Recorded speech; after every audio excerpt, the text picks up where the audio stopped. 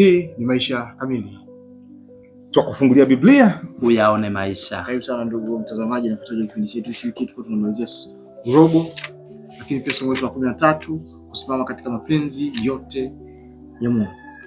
Basi siku leo tuna kujibu maswali, lakini kwa hitimisho la robo nzima lakini pia na somo la 13. Basi tuweze kupata ombi. Amen. Tuombe.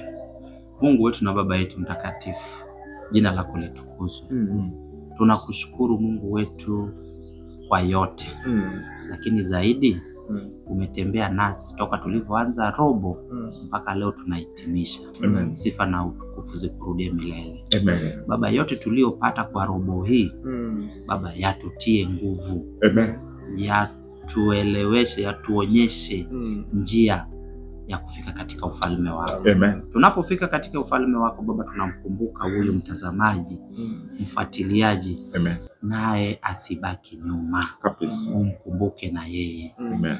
Mungu wetu, tunaanza wiki hii leo Ijumaa kujibu maswali haya. Anza nasi na umalize nasi. Katika jina la Yesu Kristo. Amina. Amina. Amen. Basi kuna nukuu hapa kutoka katika kitabu cha Tumaini la Vizazi Vyote, sehemu ya kwanza, ukurasa 133. Nitasoma tu mistari michache. Anasema si lazima kwamba tuchague kwa makusudi kuwa watumishi wa ufalme wa giza ndipo tuwe chini ya utawala wake huyo mwovu. Tunapaswa tu kutojali kuunganika kabisa na utawala wa Mungu. Yaani tuonyesha tu kutojali. Hiyo tu inatosha. Kiwa tutashirikiana na nguvu za mbinguni, shetani atamiliki moyo naye ataufanya kuwa makao yake ya kudumu. Mwisho wa kunukuu. Swali: kwa mujibu wa nukuu hii, ukweli huo kwamba tuonyesha tu kujali, shetani anaingia na sasa, je, ukweli huu unatuambia nini kuhusu jinsi ya kujisalimisha mapenzi yetu kwa Kristo kulivyo kwa umuhimu? Yaani unajua nini? Kujisalimisha kwa mapenzi kwa Kristo, unaweza nisijisalimishe na shetani bado kutojali. Je, kuna umuhimu gani katika kujisalimisha? Hii ukweli huo unatusaidia kuona umuhimu wa kujisalimisha. Yaani ni hayo. Hebu ongelea chochote ulichokipata. Kutokujali kwamba yaani akili tu kwamba nakumbuka wiki tu sema kujiona kwamba wewe sio hapo wa dunia hii. Yaani matendo yako kwamba umenitukana, kwani mimi ndo niko hivyo? Siko hivyo. Kutokujali maneno ya ule muovu, kuyapuuza. Kwa sababu swali ni kwamba je, kutojali kujisalimisha kwa Kristo ni hatari kiasi gani? Hebu tuzungumzie hivyo. Ni hatari kiasi gani kutojisalimisha? Ni hatari sana. Kwa sababu yaani najaribu kuangalia kuishi maisha ambayo umejisalimisha labda kwa muovu, au maisha yako unaishi ule muovu. Matokeo yake ni nini? Kifo, harufu za mauti, magonjwa. Niko hapa. Yaani swali na kama niko hapa, Kristo yuko hapa, shetani yuko hapa. Shetani sijamkubali. Mimi pombe sinywi. Uko katikati. Hata uko kwenye maovu mimi siendi. Nataka niishi maisha yangu na Kristo naye masharti mengi. Hapana, mimi siko. Je, au twende ndani ya kanisa, achana hiyo ndani. Yaani kwenye maombi siko sana. Kwenye kusoma neno la Mungu siko sana. Kujisalimisha, yani Kristo tawala sasa. Nataka nitembee na hekima yako, nataka nitembee na nguvu zako lakini wewe uko pale. Laodikia. Niseme kwanza, hauwezi ukasema uko katikati niseme kwa lugha nyepesi. Ndio nukuu tulivyosema. Huwezi kusema huko katikati. Huwezi kusema kwamba kwa Mungu huko usipo au kwa kuliko kidogo huko na huko. Hakuna. Lazima una Bwana mmoja unayemtumikia. Na kama haujajisalimisha kwa Kristo, jibu ni moja tu. Uko kwa mwovu na ni hatari kwako. Tena huyu kwa mtu kama huyu ni hatari sana. Kwa sababu gani? Akilini mwake anajidhani kwamba yeye bado yuko yuko salama. Kwamba kwa Mungu si kidogo tu kunipo, lakini huko pia kwa huko na akilini mwake anaona kama hamtumikii yule bwana shetani. Akilini mwake hamtumikii. Lakini kumbe kwa matendo anatumika bila kutambua. Anausalimisha viungo vyake. Aidha ni katika udhalimu, aidha ni katika uovu. Yaani hakuna kusema kwamba mimi siko kwa Kristo. Yaani hata siseme yuko kwa Kristo, lakini anagusa huko kidogo, lakini duniani pia huko yupo. Bwana Kristo akai katikati. Kristo ni upande mmoja unaelemea. Na sasa huyu mtu, yaani mimi naona upande ambao yupo ni wa huyu Mungu. So upande wa Kristo. Na hamna neutral ground. Kwa kufupisha ni options mbili tu. Aidha uwe na Kristo au siwe naye. Na kuwa na Kristo ni kujisalimisha kwake. Yaani ukisema umesimama hapo katikati, hatuna options tatu. Tunazo mbili tu. Kwa Kristo au kwa upande mwingine. Na ndio maana anasema kwamba usipokuwa naye basi utakuwa na yule mwingine, kama anavyosema Luka 11. Kuyafanya mapenzi yote ya Mungu. Thibitika. Mapenzi yote ya Mungu. Inawezekana tu tunapojisalimisha. Amen. Na kuna kujisalimisha siku ile tunapompokea Kristo kama Bwana na Mwokozi wa maisha yetu kwa njia ya ubatizo, imani na ubatizo, pale tumejisalimisha. Kuna kujisalimisha kila siku.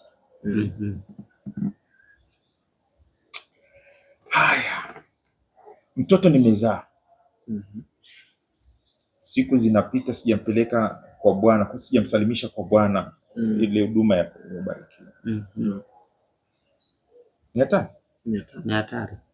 Nasubiri mwakani ndio tutakuwa. Hapa katikati ni hatari. Ni hatari ya kesho. Anakuwa hayuko chini ya ubwana wa Kristo Yesu. Na asipokuwa chini ya Bwana Yesu Kristo uko upande mwingine. Mimi nakuja kanisani kila siku haina shida, lakini tabatizwa tu. Kwa hiyo shetani ananisabia ni wake. Kwa sababu bado hujaingia upande wa Kristo. Kuna mambo mengi yanayotufanya tuhairishe mivuto ya dunia hii. Sisi binafsi, sisi kama kanisa. Unasema yaani unakuwa 50-50. Tunawezaje kujilinda na mivuto kama hii? Swali la mwisho kabisa. Ambayo daima inatufanya tuwe kama paralyzed, kama Laodikia fulani hivi, yani uko pale katikati. Wewe unajiona hauko kwa shetani, lakini shetani anakuhesabu yeye ni wake kwa sababu hujajisalimisha. Ni vitu gani ambavyo vinatufanya, mivuto gani, tabia, desturi gani, mitazamo gani, kasumba gani leo hii tunaweza kuzitaja? Mimi sio kasumba moja hapo. Ni kwamba tunaona kwamba tuonekane na watu, au ninaishi maisha yangu mwenyewe ambayo watu wataona. Ni nadharia ambayo wengi tunafahamu. Nadhani tunakaa humo tukifikiri kwamba tuko salama, kwamba mimi naweza nikafanya vitu vyangu mchungaji pasijue, na naweza nikawa salama huko. Kutafuta usalama mahali pengine. Yaani naona kwamba nikikaa katika kitu fulani, yaani naona kwamba nitakuwa exposed. Sasa najitengeneza kama kababu kangu mwenyewe ambacho kwa hekima zangu ni kiko sawa. Lakini kwa hekima ya Mungu siko sawa. Kama alivyosema kuna vitu vingine tunasema kwamba ni mara moja katika maisha, tunasema mara moja sio mbaya. Mara moja sio dhambi. Unaweza ukawa una mazoea mabaya. Wanasema kama tunavyosema kuna kundi la Kristo na kundi la mwovu. Ngoja nijichanganye na kundi la mwovu, mara moja sio mbaya. Sasa unajikuta wakati unavyoendelea unaweza ukavutwa sana upande huo, na unapovutwa tu upande huo tayari haupo na Kristo, kitu ambacho ni hatari. Na naona katika jamii yetu siku hizi watu hawataki kujikomita, hawataki kujiunganisha na chama chochote, civic au nani, wanaharakati wowote, anasema ili mradi yaende, hataki kuonekana, hataki kujulikana, hataki commitment, hataki Kwa hiyo unaweza kukuta mtu mwingine pia anazunguka kanisa hili mpaka lingine, wewe ushirika wako kwa hili mpaka hili. Sasa hataki kuwajibika, hataki kuwa involved, anataka kugusagusa kwa mbali. Sasa ikiwa kama tutafanya mapenzi yote ya Mungu, lazima kujitoa.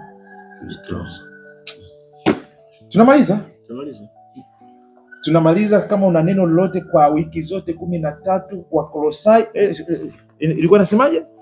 Yesu ndio kuunganisha mbingu na dunia, Kristo katika Wafilipi na Wakolosai. Kama una neno. Kristo tumaini langu. Kristo amenifikisha kwa Baba. Kristo ndio vyote. Amen. Amen. Baba yetu wa mbinguni, tunakushukuru kutupa Kristo. Amen. Sasa tupatie kusimama. Amen. Na kutembea katika ukamilifu wake. Katika Kristo Yesu. Amen. Bariki mwenzetu ambaye bado hajaamua kujikomiti, kujisalimisha. Mpe kujitosa kimasomaso miguu yote miwili. Amen. Na yule ambaye tayari amesimama, mthibitishe tena. Baba, neema yako inatosha. Bariki wachungaji, bariki wainjilisti, bariki wanaume, bariki wanawake, mabosi, wafanyakazi. Bariki kila uliyemuitia katika umoja huu wa Kristo Yesu, ili tufikie umoja na ukamilifu ndani ya Kristo Yesu, sasa na hata milele, kwa jina la Yesu. Mpaka masomo mengine uliyotuandalia uturudishe Bwana tena mahali hapa. Ndivyo tunavyoomba. Amen. Amen. Asante sana ndugu mtazamaji na mfuatiliaji wa kipindi chetu hichi. Leo tumefikia tamati somo la 13 na robo nzima ya kwanza. Lakini bado hatujamaliza. Tunaingia robo nyingine. Mwisho wa robo moja Biblia huwezi kumaliza katika robo nyingine. Robo nyingine inasema kukua katika uhusiano na Mungu. Wow. Kukua katika uhusiano na Mungu. Masomo mazuri sana. Usikose. Ni Abdul Binza, Enos Makalindile, Geoffrey Omondi. hapa Dar es Salaam Temboni. Amina, karibu sana.